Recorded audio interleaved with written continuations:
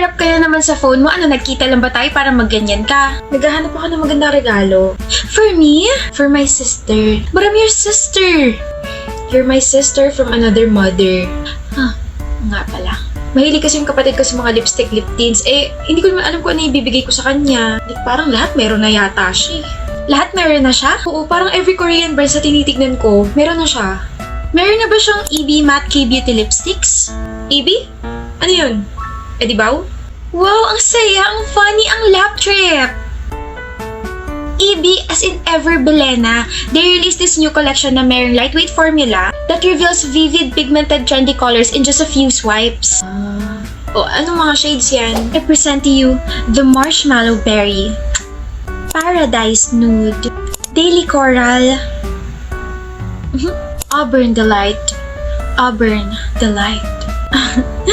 Maple Candy, and last but not the least, my favorite out of all the shades, the Sweet Pea. Infused pa with sunscreen filter para magkaroon ng protection plus may vitamin E para nourished ang lips. In fairness, ang ganda ha. Mukhang bagay na bagay ngayon sa kapatid kong napakakikay. Ngayon mag-order ka na. Ako talaga? Di ba ikaw naman lagi nag-order? Oo, matuto ka na. Kinaya mo nga mag-move on sa ex mo eh. Siyempre kakayanin mo rin mag-order mag-isa. Dali, gutom na ako. Sister rat from another mother. Yes po, ano po kailangan nila? Delivery po for Sir Carter?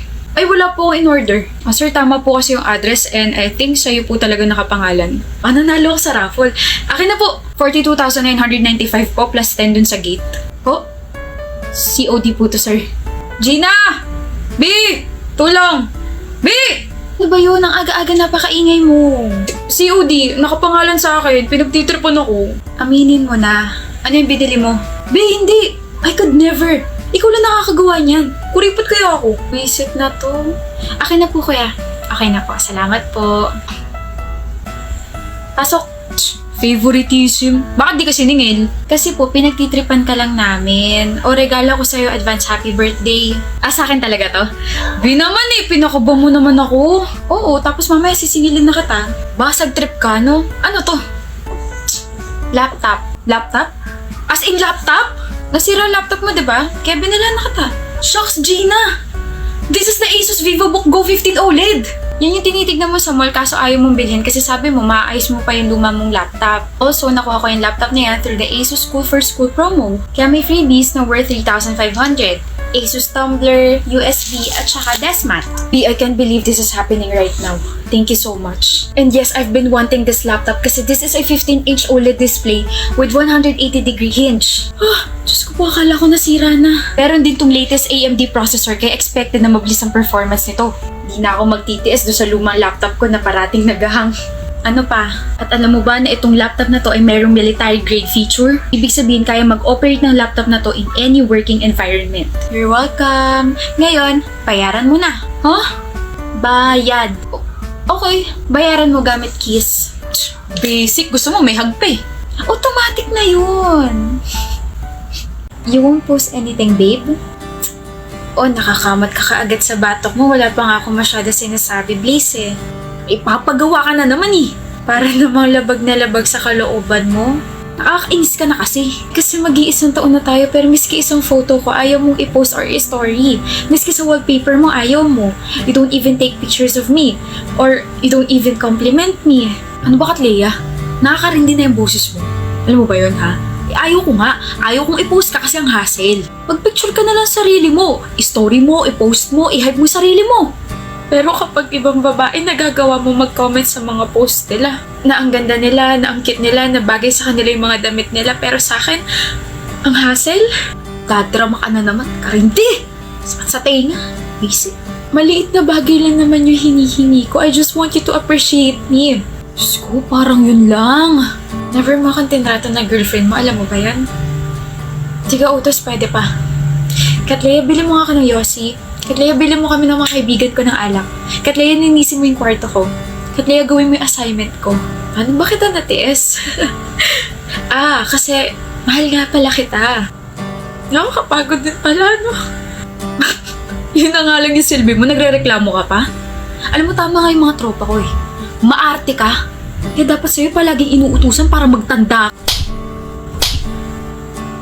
Dalawang sampal lang yan, baka magreklamo ka pa. Break na tayo, lul. Let's go. Bakit? Ang ganda mo, miss. Sino ko nga ulit? Pangalan ko po Katlea, girlfriend mo po Dylan. Girlfriend kita? Kaganda naman na ba? Bagay sa'yo yung dress mo. Siyempre, ikaw bumili. Uy, kahit di ko yung binili, bagay sa'yo lahat ng mga pinipili mong damit. Naks. Isang pose nga dyan. Yung heart pose mo naman, miss. Yan! Bi, dito ka dali, picture kita. Nahiya ako, biyan daming tao. Ang sabi ko?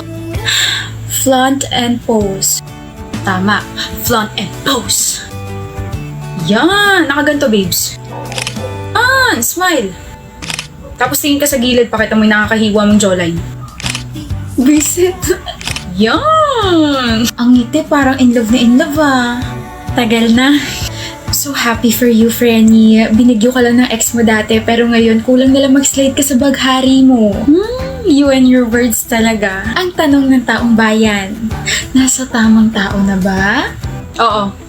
Nasa tamang tao na ako. Dylan. Kobe, nasa tamang tao ka na ba? Di ako rin. Nasa taong tama na. Nilalanggam na ako rito. Makaalis na ang buwisit. Liga na? Okay, baby. Bakit gusto mo makipaghiwalay?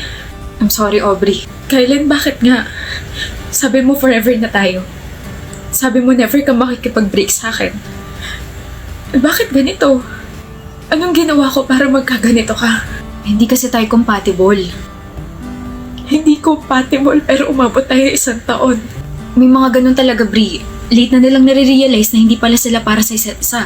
Huwag na natin ipilit kasi pares na tayo masasaktan. Nasasaktan na ako. I know. Masakit para sa akin tong desisyon na to pero kailangan ko nang bumitaw dahil nahihirapan na tayo. I'm sorry, Aubrey. Maybe sa next life natin, tayo na talaga, di ba? Huwag ka nang malungkot. Huwag ka nang umiyak, okay? Hindi talaga lahat ng relationship nag-work. I'm really sorry for this. Always remember na minahal kita at mahal kita. Sorry. Ano? Break na kayo ni Aubrey? 2 days ago pa. Parang hindi ka broken-hearted ah. Ginusto mo? Siyempre, dada moves na ako dun sa blockmate ko eh. Ganda dun, pre. Maganda si Aubrey. Iba si Aubrey dun sa blockmate na nakilala ko. Sobrang, alam mo yun, swak yung personality namin. Parang nag-click agad kami. So, nagkagusto ka sa blockmate mo habang kayo ni Aubrey? Oo. Walang yan. Muntik na nga ako matawa kay Aubrey habang nakikipag-break ako sa kanya eh. Bakit? Iyak nang iyak. Konti na nga lang parang tutulo na yung uhog eh. Wala eh. Patay na patay talaga siya sa akin kaya ganun. Hindi siya umiiyak. Ano, Basti? Hindi siya kako umiiyak, Kylin. Anong hindi? Wala ka ron. Nandun ako. Nakausap ko pa nga siya eh. Hindi siya umiiyak, pre. Peke yung iyak niya. Breezy. Huh?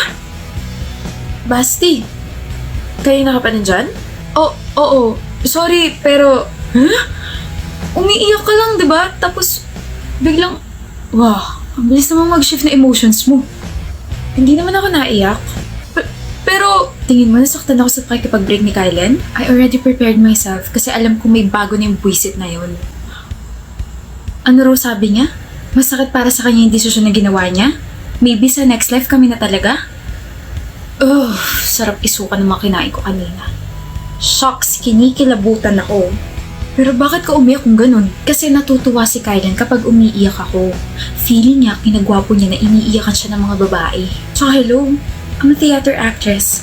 Sayang naman kung hindi ko gagamitin sa kanya yun, di ba? He's already stupid na hindi siya agad nakapag-break sa akin. Pero lalo pa siya magiging tangat bobo kung ipagkakalat niya sa iba na iniyakan ko siya. But trust me, ipopost ako yung bank account ko. Ipagkakalat niya yan sa iba. Sinabi niya yun? Oo, tapos natawa pa nga siya kasi mukha ka raw tanga habang kinakausap siya tungkol sa hindi niyo pagiging compatible, something like that. Ayusin mo sarili mo, Kylen. Nakakaya ka maging kaibigan eh. Okay lang yan, Kylen. Yung mga ganyang ugali, deserve mapahiya. Grabe, sobrang nakakapagod yesterday. Like, nag-practice kami simula umaga hanggang gabi just to perfect the dance routine.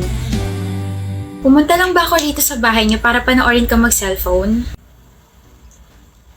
Sorry. School stuff. Ano nga ulit yung sinasabi mo, babe? Ayoko na. Nawalan na ako ng gana. Sana pala hindi na ako nagpunta rito. O nga, dapat di ka na nagpunta rito. Masama ba? I just missed you. Uwi ka na, Kara. Rainiel, ah. Di maganda kutob ko ngayon. May ginawa ka? Ako? May ginawa? Wala. Bakit mo na may gagawin? Wala akong ginagawang masama. Ang daldala. So meron nga. Kara naman. Ano ba yan? Tunog ng tunog yung cellphone mo. May ka-text ka ba? Wala. Kanina pa tingnan eh. Huwag kang magalit.